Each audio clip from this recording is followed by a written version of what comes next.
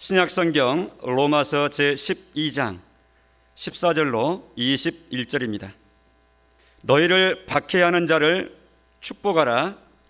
축복하고 저주하지 말라.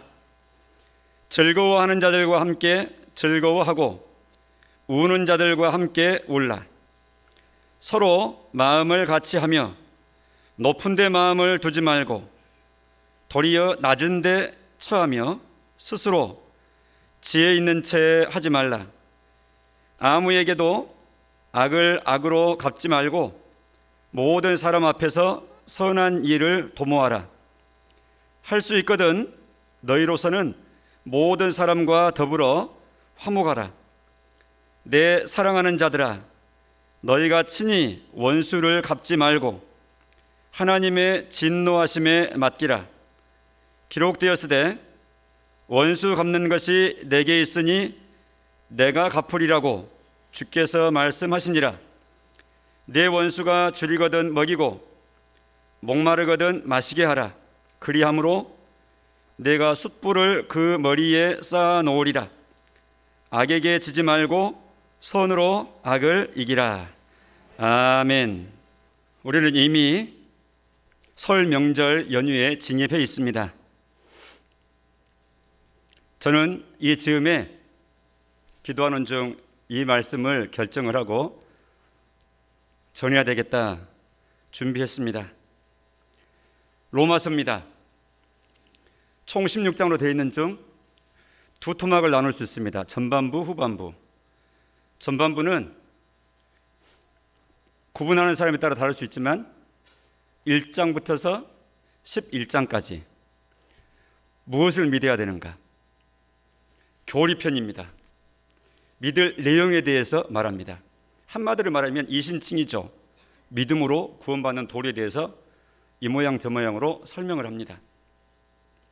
그래서 믿어야 될 내용, 교리의 알갱이에 대해서, 진리의 내용에 대해서 11장까지를 언급을 하고, 우리가 지금 12장을 읽고 있는데 12장부터서 마지막 끝부분까지는 제2부, 후반부를 할 수 있는데 여기는 생활편입니다. 생활편. 그렇게 믿느냐? 그렇게 믿어야 되는 것을 알았느냐? 그렇다면 그걸 바탕으로 해서 그렇게 믿음으로 행동은 이렇게 해야 되는 거야. 3. 생활을 말씀하는 겁니다. 바울 서신은 대개 한 가지 패턴이 바로 이 패턴입니다. 먼저는 알아야 될 진리를 설명을 하고, 교리. 그리고 그런 교리를 믿고 그렇게 믿는 사람이라 그러면 생활을 어떻게 하느냐? 생활편. 전반부는 교리편, 후반부는 생활편. 사도 바울의 서신, 신약 성경의 서신들은 그런 형식으로 되어 있습니다.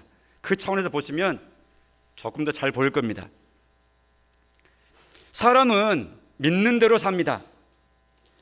어떻게 믿고 있느냐? 마음 가운데. 그것이 행동으로 나오는 것입니다.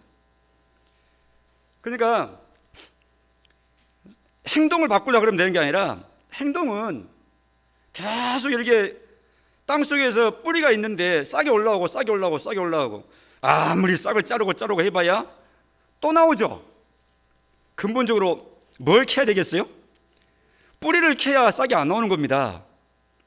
무엇가 심겨져 있느냐에 따라서 그 심겨져 있는 곳에서 나오는 것이기 때문에, 그러니까 우리가 겉모습 행동을 절제시키고 수양을 하고 갈고 닦고 연습하고 해도 그게 되는 게 아니고, 속으로부터 뿌리가 되는 심성, 영혼, 속 사람이 완전히 화학 변화가 딱 일어나야 그 사람 속에서 그러한 모습이 나오는 것이죠.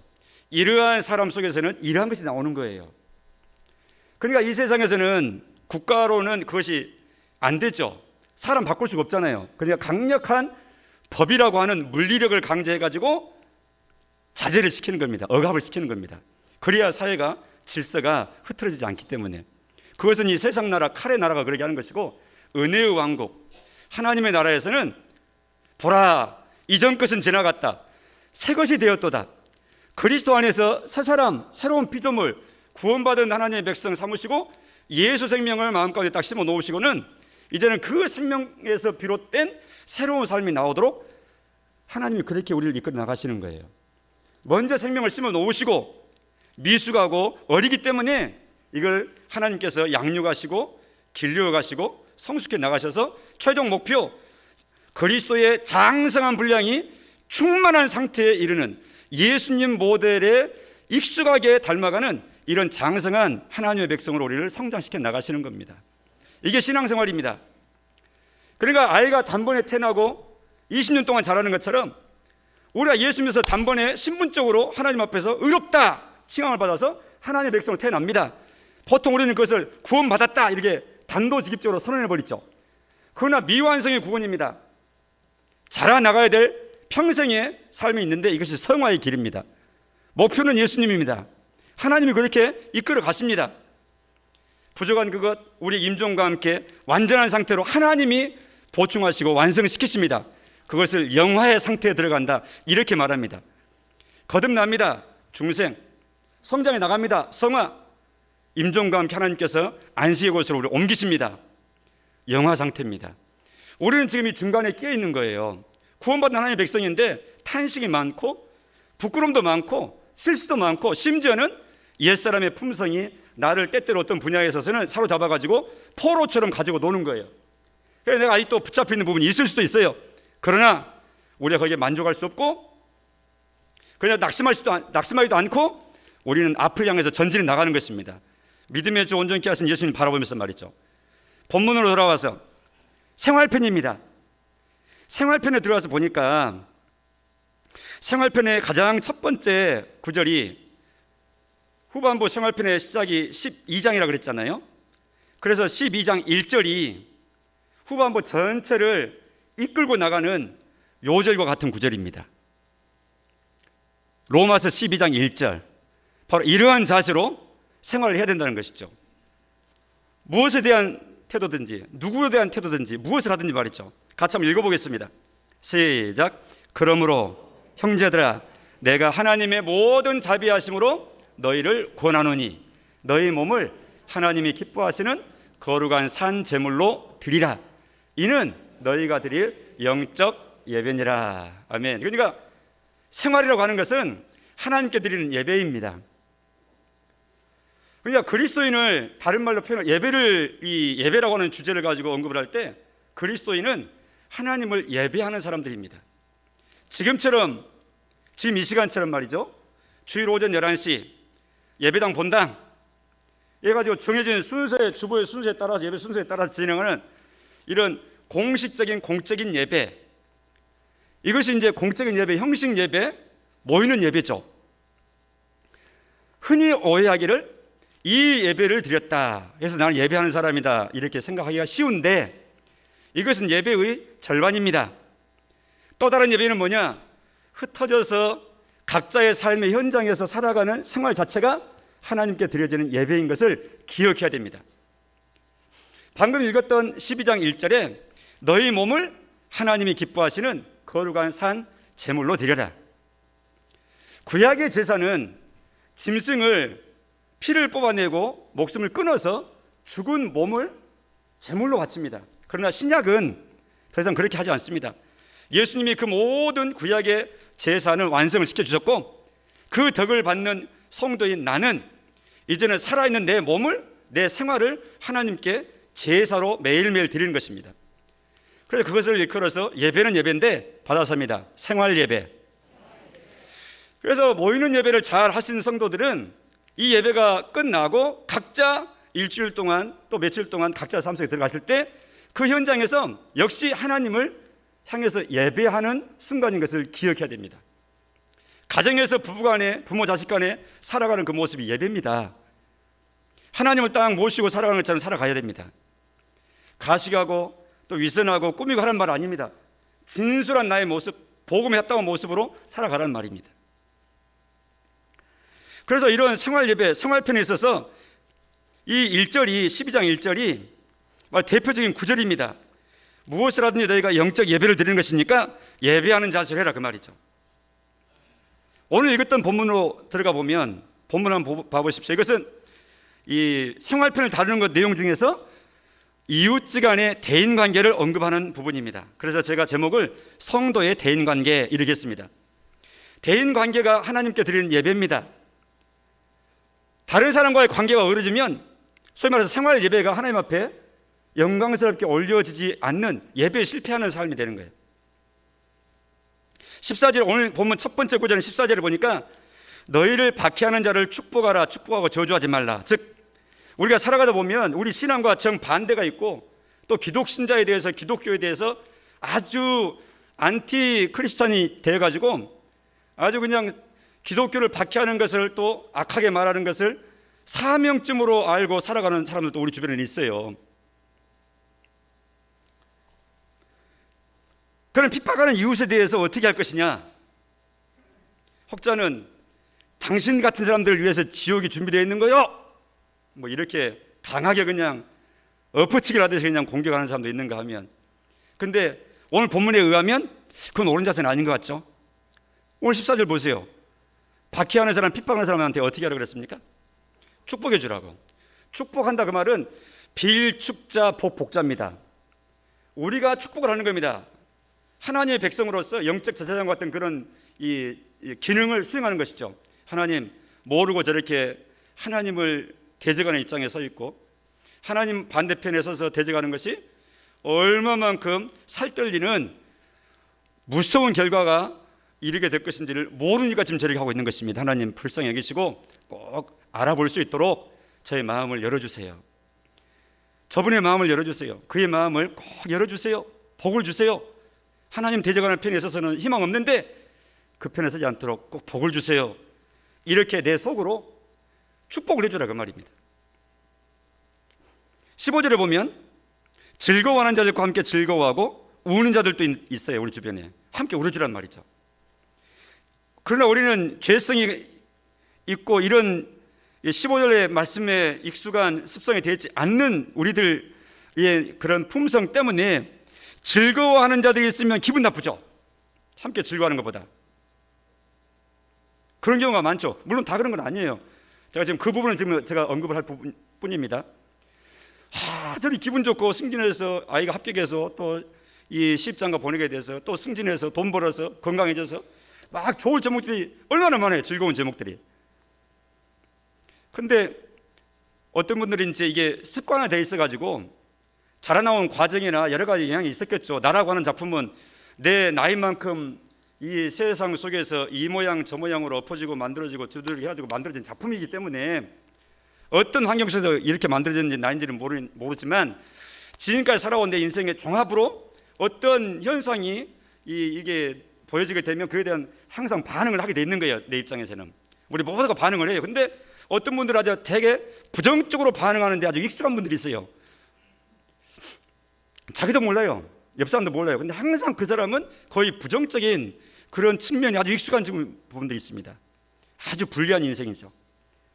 그런가 하면 어떤 부분들은 굉장히 밝습니다. 아주 긍정적이고 복된 인격으로 지금 만들어져 있는 모습이죠. 주님 말씀하십니다. 15절에 즐거워하는 사람 네 옆에 있느냐? 함께 인정해주고 즐거워해주라. 울 일이 얼마나 많습니까? 실패하고 아프고 가슴 아프고 감정 상하고 우울하고. 그러면 함께 울어줘라. 소위 말해서 공감입니다. 공감.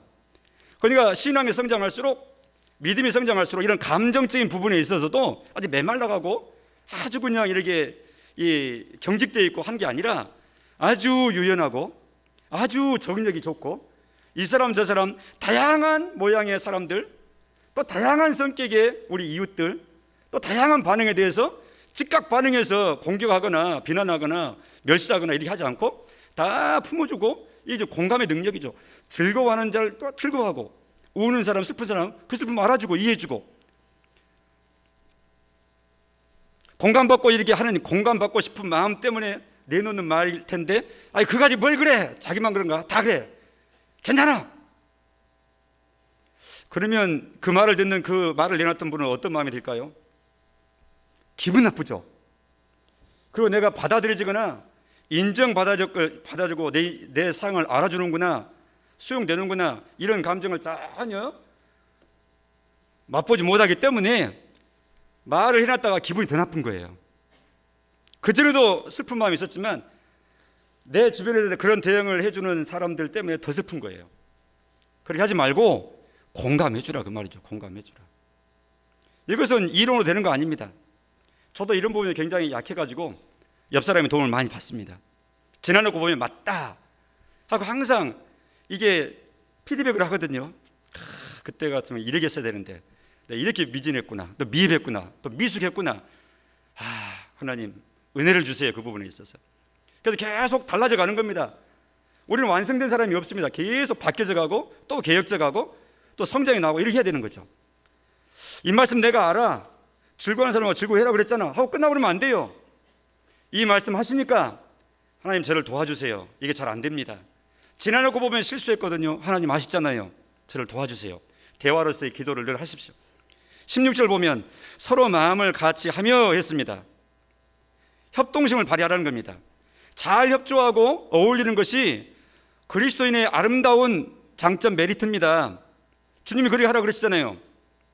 분리하지 말고 마음을 같이 하라 그랬잖아요. 뿐만 아니라 높은 데 마음을 두지 말아라. 교만심 자제하라는 겁니다. 높아지는 마음. 도리어 낮은 데 처하라. 겸손을 지향하라는 겁니다. 스스로 지혜 있는 차지 말아라. 내가 잘났다고 우월의식을 갖는 그런 마음이 들 때 그 조심해라, 그 말입니다. 아주 세밀하죠. 받아서입니다. 신앙생활은 한 번 더, 신앙생활은 실제 상황이다. 한 번 더 시작. 신앙생활은 실제 상황이다. 신앙생활은 실제 상황입니다. 이론 아니라고요. 말잔치 아닙니다. 하나님은 우리의 삶 자체를 다 터치하십니다. 우리 인생으로서 인간 세상에서, 나라에서, 사회생활, 가정생활에서 우리가 경험하는 모든 것은 성경 말씀 속에 다 담아 놓으시고, 우리가 하나님 말씀을 가까이에서 읽고 묵상하고 늘 가까이 끼고 살 때 이 부분 그렇구나 하고 우리 마음의 빛이 밝아져 가지고 다 말씀으로 다독거려지고 바르게 잘 균형 잡게 나아가도록 하나님이 그렇게 인도하신다고요. 17절 계속 보면, 17절 보면 아무에게도 악을 악으로 갚지 말고 그랬네요. 소위 말해서 보복 금지죠. 복수 금지, 되갚음 금지입니다. 우리 이래 하기 쉽지가 않죠. 우리 속담도 있잖아요. 대로 주고 말로 받는데요. 가는 방망이 오늘 홍두깨가 뭡니까? 뭔 연장이죠 그게? 방망이는 이제 다듬질한 조그만 방망이인데 홍두깨는 이만큼 굵죠. 이렇게 그 배틀체에 있는 거 그거 아니에요? 배 짜는데 옛날에? 그죠? 그러니까 우리 사람의 마음이라고 하는 것이 나는 조금 손해본 것 같은데 몽땅 갚아버린다 그 말이죠. 그래서 오죽했으면 하나님께서 동해복수법이라고 모세를 통해서 딱 정해놓으신 거예요. 제한을 시켜놓고 자제를 시켜놓는 거예요. 눈은 눈으로, 이는 이로. 네가 눈을 다쳤느냐, 저 사람이 잘못해가지고, 그럼 너도 눈만큼만 상하게 해야지 눈도 빼버리고 귀도 잘라버리고 이러면 안 된다. 네가 손해보고 네가 당한 만큼 이상 넘어가면 안 되는 거야. 그래서 하나님이 소위 말해서 동해, 같을 동자, 해로울 해자, 해 받은 만큼만 해를 끼쳐야지 더 갚으면 안 되는 거야 하고 하나님이 아예 딱 자제를 시켜 놓으신 거예요. 그 말은 어떤 사람 오해를 해요. 눈은 눈으로다. 그러니까 눈을 빼야 된다. 저 사람도 나 눈 다쳤으니까 꼭 갚으라는 말이 아니고, 그 법의 본 의도는 갚지 마라인데 너희들이 못 참고 불불 끓고 기업고 보복을 하려고 하기 때문에 보복을 하는 그런 일을 너희가 한다 할지라도 너 그만큼 다쳤기 때문에 그 이상으로 하면 절대 안 되는 거 알지? 너희 넘치는 분노를 자제해야 되고 조심해라. 지금 이 말씀 사실 자제하는 쪽에 강조점이 있는 겁니다. 구약의 모든 법, 하나님의 모든 법은 사랑이 근본이거든요. 사랑이 영원법이고 나머지는 전부 다 그에 딸려 있는, 걸려 있는 실제법들이거든요. 하나님의 지시하시고 원하시는 바는 되갚지 말라는 거예요. 그럼 이 세상에서 당하고만 살면은 바보 취급받죠. 저 사람은 아무리 뭐 해도 뭐 쓴소리 한마디 안 하니까 내가 아무리 뭐 짓밟고 무시해도 관계없지, 뭐 이런 취급받기 쉽죠. 그래서 나도 뭔가 있는 걸 한번 보여줘야지 뭐 이렇게 하기 쉽잖아요. 주님은 그렇게 하라고 말씀을 한 번도 안 하셨습니다. 17절 계속해서 하반절에 보니까 모든 사람 앞에서 선한 일을 도모하라. 항상 계획을 선하게 가지라 그 말입니다. 그러니까 적극적인 선행을 실천하는 쪽으로 생각도 계산도 그러게 하고 실제로 손과 발도 그러게 하라 그 말이죠. 18절에 할 수 있거든 너희로서는 모든 사람과 더불어 뭐하라? 화목하라. 평화선언입니다. 여기에도 단서가 있어요. 너희로서는 모든 사람과 화목하라. 이 모든 사람은, 그러니까 우리가 화목해야 할 사람은 나하고 친한 사람하고는 화목할 필요가 없어요. 화목 노력이 필요 없습니다. 왜냐하면 이미 더 화목한데 뭐. 이 말씀이 적용되는 것은 나하고 관계가 안 좋은 사람들이 더 적극 적용이 돼야 돼요. 나를 원수시하고 또 나도 껄끄럽고 불편하고 이런 사람에 대해서 화목하라는 겁니다. 적극적인 화목 명령이죠. 그런데 그 앞에 단서가 있어요. 할 수 있거든요. 할 수만 있으면, 가능하다면 반드시 화목하도록 해야 해요. 이 말은 내 쪽에서만 아무리 화목을 하고 또 노력을 하고 가진 노력 다 하고 기다려주고 다 이렇게 절실을 하고 또 했는데도 상대방이 안 받아들여주면 화목이 안 되는 거죠. 그걸 지금 전제로 두고 하시는 표현입니다. 그러나 너의 입장에서는 상대방은 그렇게 한다 할지, 혹시는 그렇게 한다고 해도 너의 하나님의 자녀인 너는 할 수 있거든. 네 입장에서는 할 수 있는 최선을 다해서 화목을 도모해야 된다. 이렇게 말씀하는 겁니다. 그러면서 19절 20절로 넘어가는데 내 사랑하는 자들아 너희가 친히 원수를 갚지 말고. 자, 화목이 필요한 사람이 바로 원수입니다. 그 사람하고 화목하라 그랬는데 이제 화목하기는커녕 우리는 사실은 오히려 원수 갚는 것이 더 익숙하기 때문에 바로 이 부분을 말씀하시는 거예요. 근데 여기 보니까 너희가 친히 원수 갚지 말아라 이렇게 말씀해요. 근데 원수 갚는 거 금지입니다. 왜 원수 갚지 말라 그러냐? 그럼 나는 뭐냐? 손만 보고. 그게 아니고 하나님의 진노하심에 맡기라. 이 부분이 참 하이라이트입니다. 원수를 하나님이 갚으실 것이 있으면 하나님이 갚으시도록 하나님께 넘겨드림으로 그렇게 대신하는 거다. 이렇게 말씀하는 겁니다. 왜냐하니까 19절에 하반절에 기록되었을 때 구약 성경에 하나님이 이렇게 말씀하셨다. 원수 갚는 것이 내게 있으니 내가 갚으리라 라고 주께서 하나님께서 말씀하시지 않느냐. 너 하나님 믿지? 이렇게 말씀하시는 겁니다. 그러니까 하나님께 맡기는 것이 믿음이고 나 하나님 믿지 않아요. 믿을 수 없어요. 내가 갚아야 되겠어요 하고 내가 자력구제라고 내가 스스로 해결해 버리는 것이 하나님을 믿지 않는 믿음 연약함의 모습인 것입니다. 단번에 이루어지기는 쉽지가 않겠죠. 그러나 우리는 이 지점을 향해서 나아가야 됩니다. 주님이 하시는 말씀이니까. 하나님이 괜히 성경책 페이지 채우시려고 아름다운 말, 듣기 좋은 말을 막 적어 놓으셨겠어요? 우리가 듣든지 행하든지 말든지? 그게 아니고 우리 행하라고 우리에게 밝은 빛을 딱 비춰주시면서 이 길이 가는 길이야 하고 나아갈 방향을 빛을 비춰주시는 거예요. 그러니까 내가 하나님 잘 믿는 것을 착각들 하면 안 되고 내 자신이 야 이런 말씀 보니까 적용이 잘 안 되네. 하나님 말씀은 막 앞서서 가시는데 이쪽으로 앞서 가시는데 나는 영 따라가지가 않고 이게 하나님이 지향하시는 방향과 내가 바라보는 방향이 영 딴 방향이구나. 이렇게 그 괴리감을 느끼면서 나의 연약함과 미진함과 미숙함을 뼈저리게 깨닫고 노력 많이 해야 됩니다. 그리고 기도 많이 하고 은혜 구해야 됩니다. 왜냐하면 하나님을 믿고 나서 내가 배운 대로는 또 깨닫는 대로는 하나님의 영광을 위하여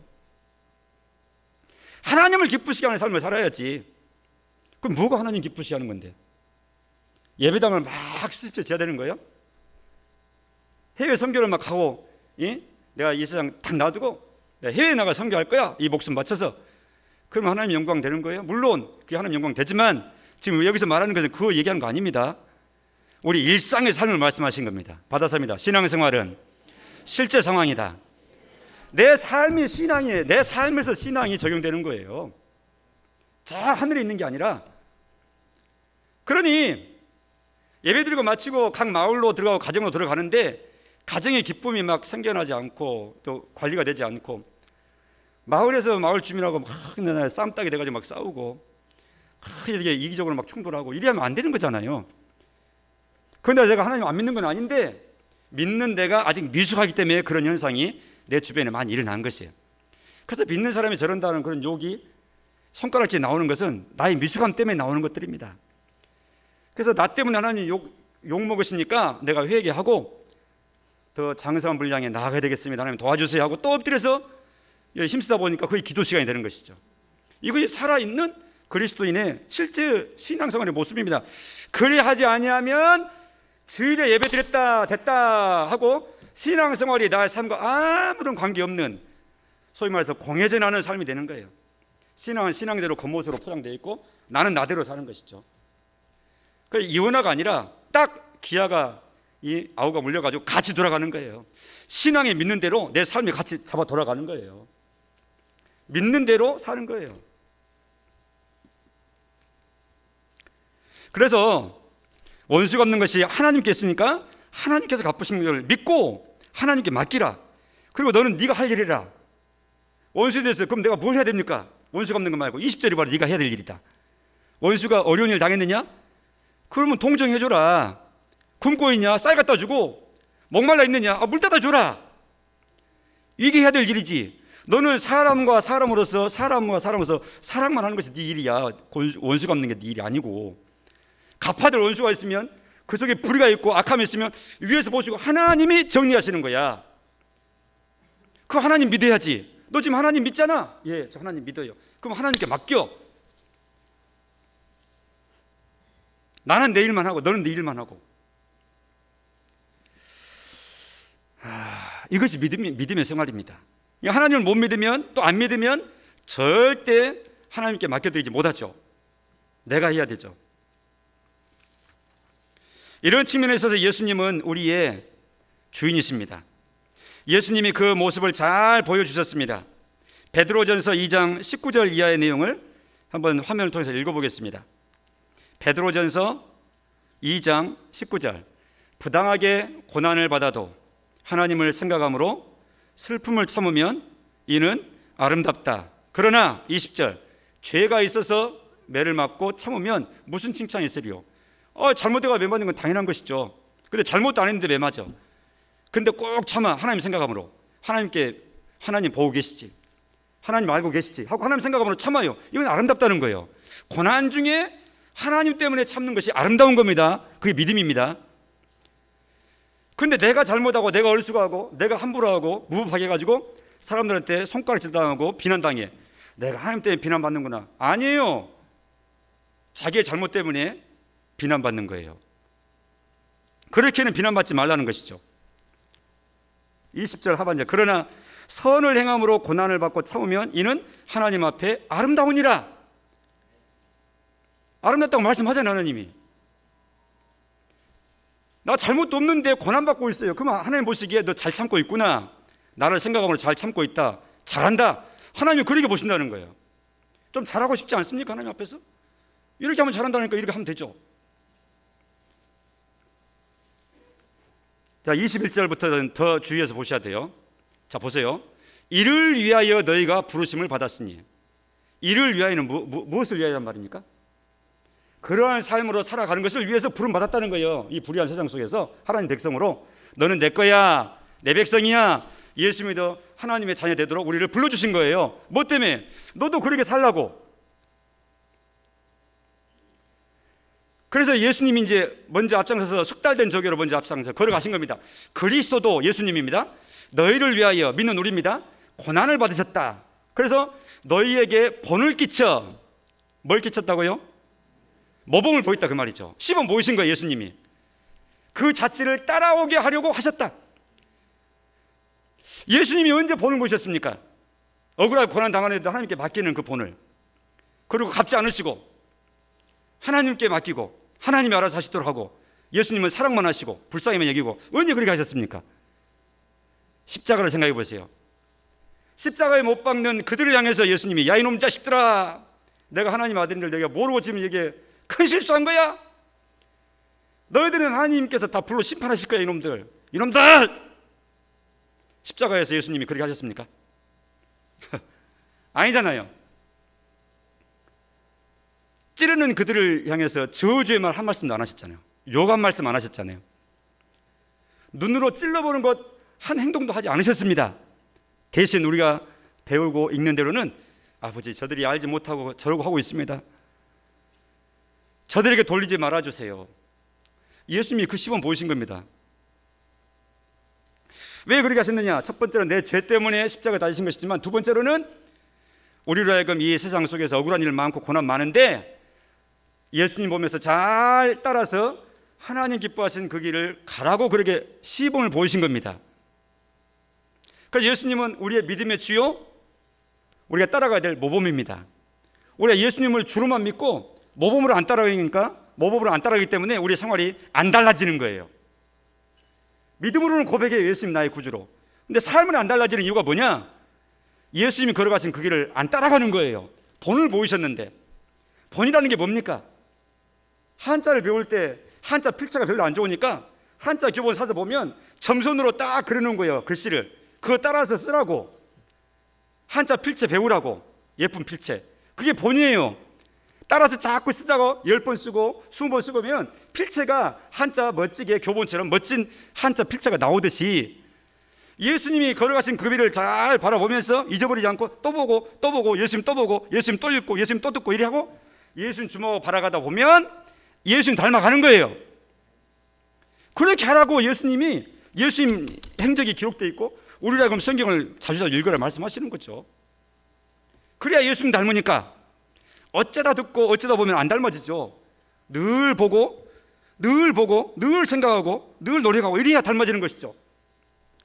우리 아이들이 아이돌을 왜 닮아갑니까? 막 닮아가잖아요. 옷 입는 것도 닮고 행동하는 것도 닮고 춤추는 것도 닮고 자기 마음까지 닮고 싶으니까 계속 보고 또 따라하고 하는 거예요.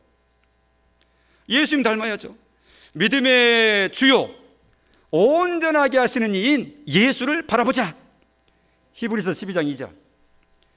우리한테 예수님께 시선 고정하고 바라보라는 거죠. 여기서 바라보자라고 하는 이 내용은 시선 고정, 그 말입니다. 시선 집중.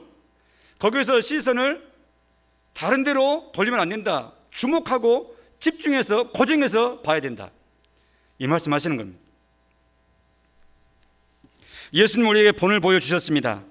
그래서 조금 전에 읽다가만 베드로전서 2장 22절 같이 읽겠습니다. 자, 본을 보이신 모습이에요.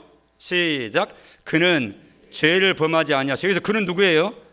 예수님이에요. 죄를 범하지 아니하시고 계속 그 입에 거짓도 없으시며, 다음 절, 욕을 당하시되 맞대어 욕하지 아니하시고 고난을 당하시되 위협하지 아니하시고. 고난, 십자가에 창을 찔려버렸잖아요.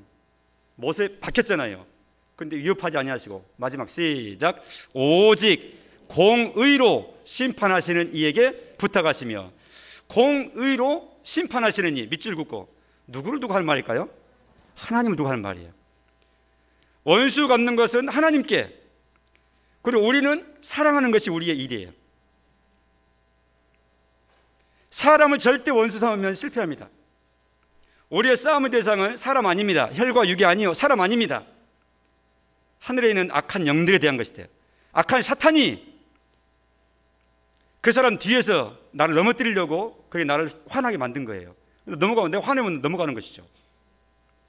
그 사람이 악한 사탄이란 말이 아니라 자기는 그 사람은 자기 역할을 할 뿐인데 자기 삶을 자기 판단해서 그냥 하는데 사단이 그걸 써서 나를 공격하는 것이죠. 우리의 싸움은 영적인 싸움입니다. 총칼로 팔의 근육으로 싸우는 게 아닙니다. 우리가 예수님 따라가는 순간 영적인 군사로 이미 부름 받았어요. 싸우는 대상은 악한 영들이에요. 사람 아니에요. 그러니까 사람 미워하면 실수하는 겁니다. 사람은 사랑의 대상이지 미움의 대상, 싸움의 대상이 아닙니다. 신자의, 성도의 대인관계, 오늘 말씀. 그래서 마지막 오늘 본문의 21절에 보니까 악에게 지지 말고, 자, 하나님은 악에게 지는 것을 원치 아니하세요.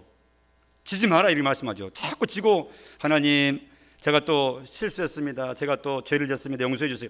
회개하는 거 좋아하시지만, 회개 자체는 좋아하시지만 회개가 자꾸 이게 하는 것을 그 좋아하시는 현상 아니에요.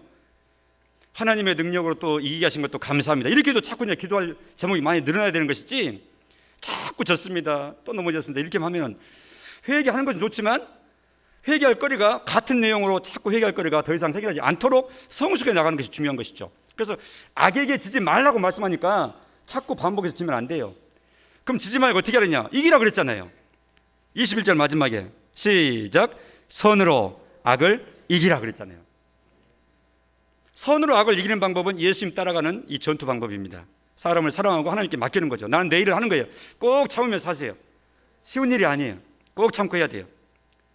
그래서 20절에 그 내용이 이제 참 예를 들고 있는데, 줄이는 그 목마른 나에게 아프게 하는 원수 같은 저 사람에게 먹을 것을 주고 돌보는 것, 이것이 얼마나 어려운 일이겠습니다만은 내 감정과 반대되는 일이라서 어려운 일인데 그렇게 하라는 거예요. 하기 싫어도 의지를 들여서 우리가 하나님께 순종하는 마음으로 자꾸 해봐야 됩니다. 내 감정에 충실하지 마시고 하나님 말씀에 의지를 들여서 순종하세요. 내가 감정에 충실할 것이냐, 하나님 말씀에 충실할 것이냐, 항상 중간에서 싸우는데, 나를 가지고 줄다리기 양쪽에 사는데 감정 따라가면 항상 질 때가 많아요. 그러지 마시고 감정을 치료받고 의지를 들여서 하나님 말씀에 순종해야 돼요. 그렇게 할 때 하나님께서 말씀하십니다. 그리함으로 네가 숯불을 그 머리에 쌓아 놓으리라.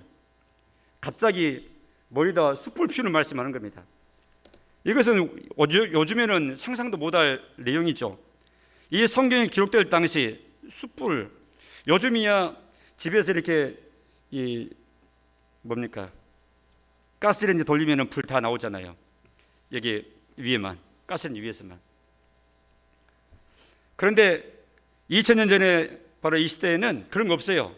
불씨를 잘 관리를 해야 되는데, 전업주부의 가장 중요한 일인데, 난방을 위해서 또 조리를 위해서 그래야 되는데, 어떤 집에 이 아주머니가, 전업주부가 불을 꺼버린 거예요. 불씨 간수를 못한 거예요. 그럼 어떻게 해요? 성냥이 있는 것도 아니고 가스는 있는 것도 아니고. 해결 방법은 딱 한 가지예요. 옆집 가서 사정 얘기하고 불 좀 덜어주세요, 이렇게 하는 거예요. 그래서 어렵게 말 붙여가지고, 어렵지만 필요하니까 가서 불을 좀 받아가지고 오는데 머리 위에 이거 얼른 오는 거죠. 지금 그 모습을 지금 두고, 그때 당시에 이 모습을 두고 지금 하는 말입니다. 숯불을 그 머리 위에 쌓아놓는단 말이 바로 내가 불을 빌려주는 거예요. 저 사람한테 내 불을 덜어서 주는 거예요, 이 귀한 것을. 그럴 때 숯불을 빌려서 돌아가는 그 사람 마음 가운데는 어떤 마음이 들까요? 어떤 마음이 들겠어요? 고맙죠. 너무너무 고맙죠. 그렇게 해주라는 거예요. 그 고마워하는 사람이 나한테 그러면 나중에 공격하겠습니까? 나를 비난하겠습니까? 빚진 게 있는데. 그렇지 않잖아요. 그러니까 내가 사랑으로 자꾸 대해주고 동정으로 대해주고 상황을 알아주면 관계는 화평케 되는 거예요. 하나님은 그래서 화평의 나라, 화평의 인생살이들이 이 땅에서 우리나라가 일찌감치 되는 것을 원하십니다. 그리스도인들이 많으면 많을수록, 이런 말씀을 따라서 사는 그리스도인이 많으면 많을수록 내 삶과 가정과 이 지역 사회가 화평하게 되고 살만 나는 그런 좋은 사회가 되는 거예요. 그렇지 않으면 계속 원수가 피연속이 되기 때문에 갚을수록 눈덩이처럼 불어나가지고 나중에는 더 살벌해져요. 우리는 하나님 나라 백성입니다. 대한민국 백성이지만 동시에 하나님 나라 백성입니다. 한국 법도 지키지만 더 근본적으로는 하나님의 법을 지킵니다. 그러면 대한민국까지 복되게 됩니다. 성도의 대인관계, 설날을 맞이해서 이 사람 저 사람 만나기도 하고 문안도 할 텐데, 우리 다시 한번 잘 생각해 보시면서 우리 하나님의 은혜를 구하도록 하십시다. 기도하겠습니다. 하나님 아버지, 감사합니다. 우리가 산속에서 혼자 사는 것 아니고 무인도에서 혼자 사는 것도 아닙니다. 태어나서 죽을 때까지 사람들 틈에서 하나님 이리 밀치고 저리 관계 맺고 서로 살아가야 되는데, 이 세상은 서로를 많이 아프게 합니다. 이 속에서 우리가 어떻게 살아갈 것인가 주께서 교훈을 주심을 들었습니다. 하나님, 한 번 들어서 내 것이 된 것 아닌 것 우리가 또한 잘 아는데 도와주시기를 바랍니다.